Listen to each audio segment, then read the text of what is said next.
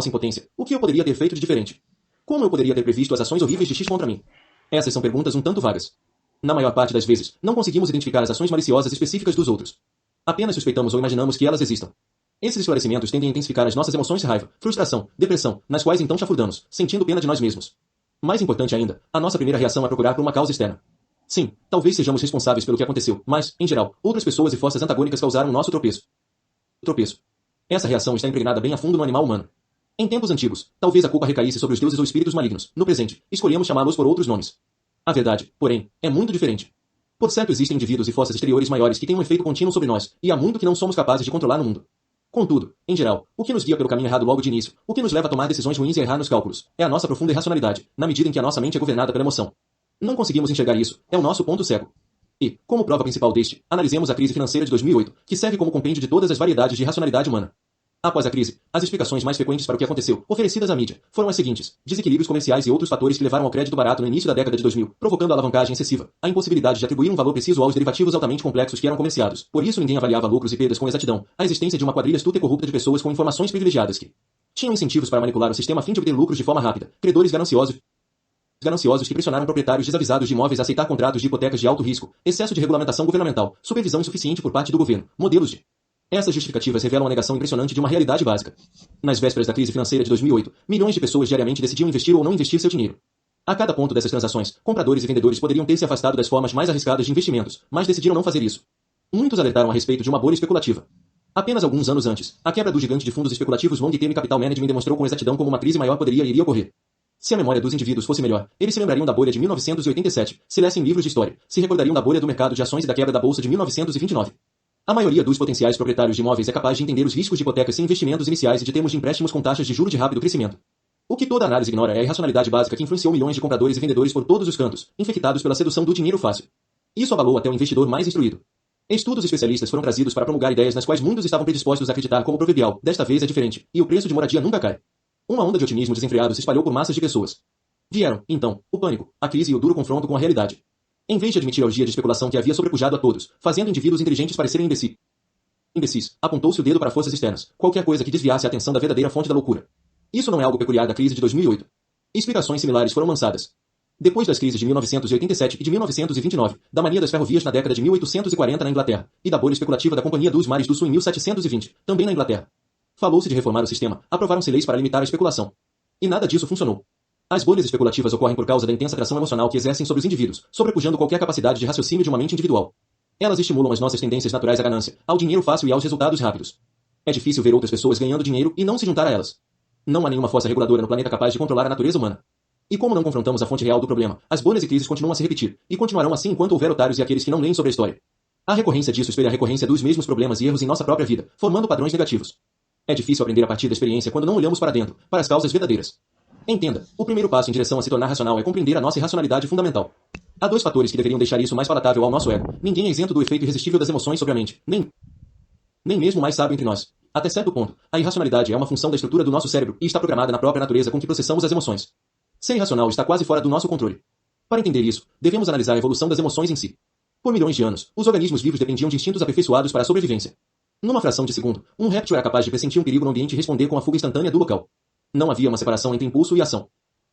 Então, de forma gradual, para alguns animais essa sensação evoluiu para algo maior e mais duradouro, sensação de medo. No princípio, esse medo consistia apenas de um nível elevado de excitação com a descarga de certos compostos químicos, alertando o animal de um possível perigo. Com essa excitação e o grau de atenção que vinha com ela, o animal era capaz de responder de várias maneiras, em vez de somente uma, ele poderia se tornar mais sensível ao ambiente e aprender. As chances de sobrevivência eram melhores porque as opções haviam aumentado. Essa sensação de medo duraria apenas alguns segundos ou até menos, pois a velocidade era essencial. Para os animais sociais, essas excitações e sentimentos assumiram um papel mais profundo e importante, tornaram-se uma forma crucial de comunicação. Sons ferozes ou pelos eriçados demonstravam raiva, afastando um inimigo ou sinalizando um perigo. Certas posturas e odores representavam o desejo e a prontidão sexual. Posturas e gestos sinalizavam a vontade de brincar. Certos chamados dos jovens queriam dizer grande ansiedade e a necessidade do retorno da mãe.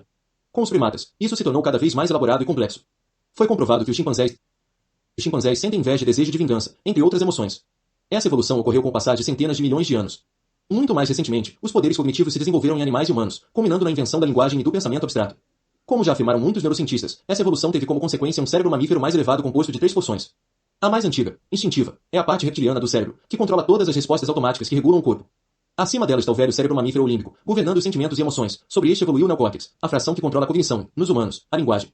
As emoções se originam como uma excitação física com o intuito de captar a nossa atenção e fazer que notemos algo ao nosso redor. Começam como reações químicas e sensações que precisamos traduzir em palavras para tentar entender. Contudo, tendo em vista que são processadas numa parte diferente do cérebro em relação à linguagem e ao pensamento, essa tradução muitas vezes é vaga e imprecisa. Por exemplo, sentimos raiva da pessoa X, quando, na verdade, a fonte real dessa emoção talvez seja inveja, abaixo do nível consciente. Nos sentimos inferiores em relação a X e queremos algo que ela tem. No entanto, a inveja não é um sentimento com o qual nos sintamos confortáveis, e por vezes nós a traduzimos como algo mais palatável: raiva, antipatia, ressentimento. Digamos ainda que um dia sintamos uma onda de frustração e impaciência. Y atravessa o nosso caminho no momento errado e nós o atacamos verbalmente, sem nos darmos conta de que essa raiva foi incitada por um ânimo diferente e desproporcional às ações de Y. Ou imaginemos que estamos mesmo com raiva da pessoa Z. Entretanto, a raiva está assentada dentro de nós, causada por alguém do nosso passado que nos magoou de maneira profunda, talvez um dos nossos pais. Nós direcionamos a raiva a Z porque este nos lembra dessa outra pessoa. Em outras palavras, não temos acesso consciente às origens das nossas emoções e aos ânimos que estas geram. Uma vez que os sentimos, tudo o que podemos fazer é tentar decifrá-los, traduzindo-os em linguagem. Contudo, o mais comum é que nos enganemos. Adotamos interpretações que são simples e convenientes para nós, ou permanecemos desnorteados. Não sabemos por que nos sentimos deprimidos, por exemplo. Esse aspecto inconsciente das emoções também significa que é muito difícil para nós aprendermos com elas, para conseguir parar ou evitar o comportamento compulsivo. As crianças que foram abandonadas pelos pais tenderão a criar padrões de abandono mais tarde na vida, sem enxergarem o motivo. Ver pontos de estímulo da primeira infância, na página 48. A função comunicadora das emoções, um fator crítico para os animais sociais, também se torna complicada nos humanos. Nós expressamos raiva se estamos sentindo algo diferente, ou quando a raiva se refere a outra pessoa, mas o nosso interlocutor não vê isso e, portanto, reage como se tivesse sofrido um ataque pessoal, o que pode criar uma cascata de interpretações equivocadas. As emoções evoluíram por um motivo diferente da cognição. Essas duas formas de relacionamento com o mundo não estão conectadas de maneira homogênea em nosso cérebro. Para os animais, livres do fardo da necessidade de traduzir sensações físicas em linguagem abstrata, as emoções funcionam sem percalços, como deveriam. Para nós, a divisão entre as nossas emoções e a nossa cognição é uma fonte de fricção interna constante, abrangendo um segundo eu emocional dentro de nós que opera independentemente da nossa vontade. Os animais sentem medo por pouco tempo, depois ele desaparece. Nós nos atemos aos nossos temores, intensificando-os e fazendo-os durar muito além do momento do perigo, até o ponto de sentirmos ansiedade constante. Muitos ficariam tentados a imaginar que, de algum modo, conseguimos domar esse eu emocional por meio do nosso progresso intelectual e tecnológico. Afinal, não parecemos ser tão violentos, extremados ou supersticiosos quanto os nossos ancestrais. Isso, porém, é uma ilusão. O progresso e a tecnologia não nos reprogramaram, apenas alteraram a forma das nossas emoções e o tipo de racionalidade que estas produzem. Por exemplo, os novos formatos de mídia ampliaram a antiquíssima habilidade dos políticos e de outras pessoas de brincar com as nossas emoções, de maneiras ainda mais sutis e sofisticadas. Anunciantes nos bombardeiam com mensagens subliminares altamente efetivas. A nossa conexão contínua com as redes sociais nos torna vulneráveis a novas formas de efeitos emocionais virais. Não se trata de uma mídia projetada para uma reflexão calma. Com a sua presença constante, temos cada vez menos espaço mental para darmos um passo para trás e pensar. Somos sitiados por emoções e dramas desnecessários, assim como os atenienses na Assembleia, pois a natureza humana não se alterou. É claro que as palavras racional e irracional são um pouco capciosas. As pessoas sempre rotulam de irracionais aquelas de quem discorda. O que precisamos é de uma definição simples que seja aplicável como um modo de julgar, da maneira mais precisa possível, a diferença entre as duas. O que se segue deve servir como nosso barômetro. Sentimos emoções constantemente, e estas infectam nosso pensamento o tempo todo, nos desviando em direção a pensamentos que nos agradam e que deleitam nosso ego.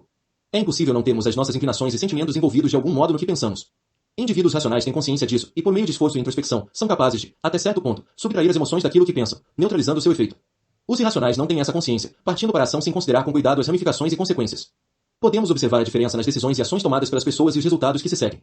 Aquelas que são racionais demonstram, com o passar do tempo, que são capazes de concluir um projeto, atingir objetivos, trabalhar de maneira eficiente em equipe e criar algo durável.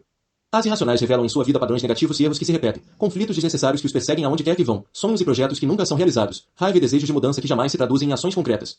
São indivíduos emocionais e reativos, e não estão cientes disso. Todos são capazes de decisões irracionais, algumas das quais causadas por circunstâncias além do nosso controle. E até os tipos mais emocionais conseguem encontrar grandes ideias ou obter sucesso momentâneo graças à sua ousadia. Por essa razão, é importante julgar se alguém é racional ao longo do tempo ou irracional. Ele consegue manter o sucesso e produzir várias estratégias boas. É capaz de se corrigir e aprender a partir dos fracassos. É possível notar a diferença entre uma pessoa racional e uma irracional em situações específicas, na hora de calcular as consequências de longo prazo e ver o que importa de fato. Por exemplo, num processo de divórcio envolvendo a custódia de um filho, quem é racional conseguirá deixar de lado a amargura e o preconceito, e pensar no que é melhor para os interesses gerais de longo prazo da criança. Os irracionais se deixarão consumir por uma luta pelo poder contra o cônjuge, permitirão que ressentimentos e desejos de vingança guiem secretamente as suas decisões, provocando uma batalha prolongada e danos emocionais para o filho. Quando se trata de contratar um assistente ou formar uma parceria, as pessoas racionais utilizarão a competência como barômetro. Será que este indivíduo consegue fazer o trabalho? Irracionais caem com facilidade sob o encanto daqueles que são simpáticos, que sabem como alimentar inseguranças, ou que representam pouca ou nenhuma ameaça, e os contratam sem perceber os motivos. Falhas e ineficiências serão as consequências disso, pelas quais os irracionais culparão os outros. Quando se trata de decisões profissionais, quem é racional buscará posições adequadas aos seus objetivos de longo prazo. Os tipos irracionais se decidirão com base em quanto dinheiro obterão de imediato, no que acreditam merecer da vida, às vezes, muito pouco, no quanto poderão relaxar no trabalho e quanta atenção a posição lhes trará. Isso fará sua carreira profissional rumar para becos sem saída. Em todos os casos, o grau de consciência representa a diferença. Indivíduos racionais conseguem admitir de imediato as suas tendências irracionais e a necessidade de serem vigilantes. Por outro lado, irracionais se tornam bastante emocionais quando são desafiados a respeito das raízes emocionais das suas decisões. São incapazes de introspecção e de aprendizado. Os erros que cometem os colocam cada vez mais numa posição defensiva. É importante entender que a racionalidade não é um meio de transcender a emoção. O próprio Péricles valorizava as ações ousadas e aventurosas. Ele amava o espírito de Atena e a inspiração que ela trazia, e queria que os atenienses amassem a cidade e nutrissem empatia por seus conterrâneos. O que idealizou foi um estado de equilíbrio, um entendimento claro de por que nos sentimos como nos sentimos, com consciência dos nossos impulsos, para que possamos pensar sem sermos influenciados secretamente pelas nossas emoções. Péricles desejava que a energia que vem dos impulsos e das emoções servisse o nosso lado pensante. Essa era a sua visão de racionalidade, e o nosso ideal. Felizmente, adquirir a racionalidade não é complicado, requer apenas conhecer e utilizar um processo dividido em 3 fases. Na primeira, precisamos nos tornar conscientes do que chamaremos de racionalidade de baixo nível, função dos ânimos e sentimentos contínuos que vivenciamos na vida, abaixo do nível da consciência. Ao traçarmos planos ou tomarmos decisões, não temos consciência da profundidade com que esses ânimos e sentimentos deturpam nosso processo de pensar, os quais criam em nosso pensamento evidentes preconceitos tão impregnados em nós que é possível encontrar vestígios deles em todas as culturas e todos os períodos da história. Esses preconceitos, distorcendo a realidade, causam erros e decisões ineficazes que nos atormentam. Se tivermos ciência deles, contudo, podemos começar a neutralizar os seus efeitos. Na segunda fase, devemos entender a natureza do que chamaremos de racionalidade de grau elevado. Isso ocorre quando as nossas emoções se tornam exaltadas, em geral por causa de certas pressões. Ao pensarmos sobre raiva, excitação, ressentimento ou desconfiança que sentimos, tudo é intensificado até chegarmos a um estado reativo àquilo que vemos ou ouvimos é interpretado através da lente dessa emoção. Nós nos tornamos mais sensíveis e sujeitos a outras reações emocionais. A impaciência e o ressentimento podem se transformar em raiva e profunda desconfiança. São esses estados reativos que levam as pessoas à violência, às obsessões maníacas, à ganância incontrolável ou ao desejo de controlar outra. Essa forma de racionalidade é a fonte de problemas mais graves, como crises, conflitos e decisões desastrosas. Entender como esse tipo de racionalidade funciona nos permite reconhecer o estado reativo assim que este acontece, e recuar antes que façamos algo de que viríamos a nos arrepender. Na terceira fase, precisamos executar certas estratégias e exercícios que vão fortalecer a parte pensante do cérebro e lhe dar mais poder na eterna luta contra as nossas emoções. As 3 etapas seguintes o ajudarão a começar a trilhar o caminho em direção à racionalidade. Racionalidade. É aconselhável incorporar todas elas no seu estudo e prática da natureza humana. Etapa 1. Reconheça os vieses. As emoções afetam de forma contínua os nossos processos de pensamento e decisões, abaixo do nível da nossa consciência. E a emoção mais comum de todas é o desejo de sentir prazer e de evitar a dor. Os nossos pensamentos revolvem de modo quase inevitável em torno desse desejo, simplesmente recuamos ao considerarmos ideias que nos sejam desagradáveis ou dolorosas. Imaginamos que buscamos a verdade, ou que somos realistas, quando, na realidade, estamos nos apegando a ideias que nos permitem descarregar a tensão que sentimos e que acalmam nosso ego, fazendo que nos sintamos superiores. Esse princípio do prazer no pensamento é a fonte de todos os nossos vieses mentais. Se você acredita que é de algum modo imune a qualquer um dos seguintes vieses, este é apenas um exemplo do princípio do prazer em ação. Em vez de acreditar nisso, seria melhor descobrir como os vieses operam o tempo todo dentro de você, e aprender também a identificar essa irracionalidade nos outros. Viés de confirmação. Eu examino as evidências e tomo as minhas decisões por meio de processos mais ou menos racionais. Para crer numa ideia e nos convencermos de que chegamos a ela de maneira racional, buscamos provas que apoiem a nossa opinião. O que poderia ser mais objetivo e científico? Entretanto, por causa do princípio do prazer e da sua influência inconsciente, encontramos provas que confirmam aquilo em que queremos acreditar. Isso é conhecido como viés de confirmação. Vemos esse fenômeno em ação nos planos, em especial, daqueles que assumem altos riscos. Elabora-se um projeto que leve a um objetivo desejado positivo. Se as pessoas considerassem de forma igualitária as consequências negativas e positivas possíveis, teriam muita dificuldade em tomar qualquer atitude. É inevitável que elas se desviem em direção às informações que confirmem o resultado desejado positivo, o panorama cor-de-rosa, sem se darem conta disso. Também vemos esse viés em ação quando elas supostamente pedem conselhos. É a maldição da maioria dos consultores. No fim, as pessoas querem ter as suas próprias ideias e preferências confirmadas pela opinião de um especialista. Interpretam o que você diz à luz do que pretendem ouvir, e se o seu conselho vai contra os desejos delas, darão um jeito de desprezar a sua opinião, a sua suposta proficiência. Quanto mais poderoso o indivíduo, mais ele está sujeito a esse tipo de viés de confirmação. Ao investigar o viés de confirmação no mundo, observe as teorias que são um pouco boas demais para serem verdade. Estatísticas e estudos são oferecidos para comprová-las, não são muito difíceis de encontrar, uma vez que você esteja convencido da correção do seu argumento. Na internet, estudos apoiam ambos os lados de um argumento. De modo geral, você nunca deve aceitar a validade das ideias dos outros só porque estes forneceram provas. Em vez disso, examine você mesmo essas provas à fria luz do dia, com o máximo de ceticismo de que for capaz. O seu primeiro impulso deve sempre ser o de encontrar a prova que renega a crença que você e outros mais estimam. Essa é a verdadeira ciência. Viés de convicção. Acredito tanto nessa ideia.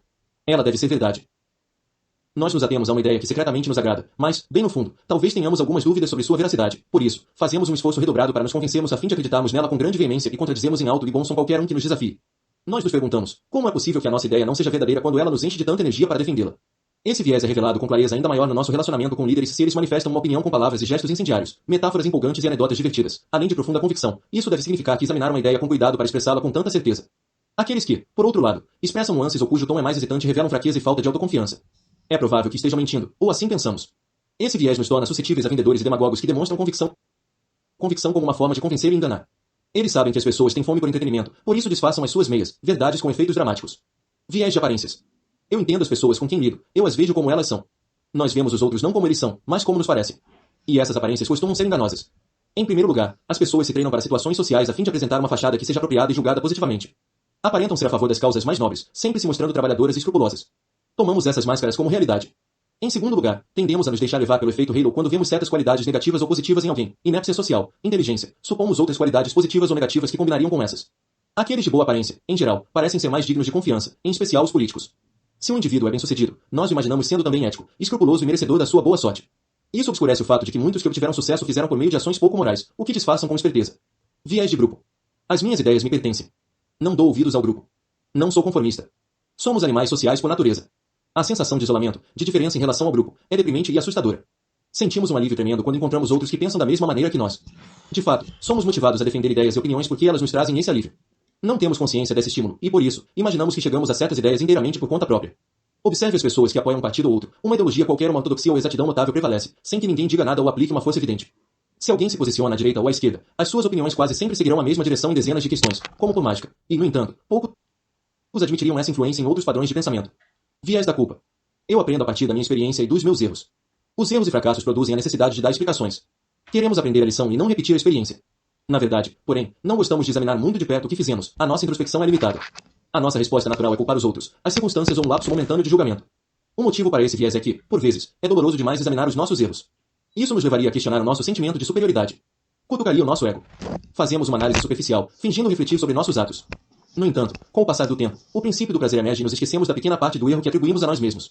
O desejo e a emoção vão nos cegar mais uma vez, e repetiremos exatamente o mesmo erro e passaremos pelo mesmo processo de recriminações leves, seguido pelo esquecimento, até morrermos. Se as pessoas de fato aprendessem com as suas experiências, encontraríamos poucos erros no mundo e carreiras profissionais seguiriam em ascensão perpétua. Viés de superioridade. Eu sou diferente. Sou mais racional do que os outros, e mais ético também. Poucos diriam isso a alguém durante uma conversa, pois soaria arrogante.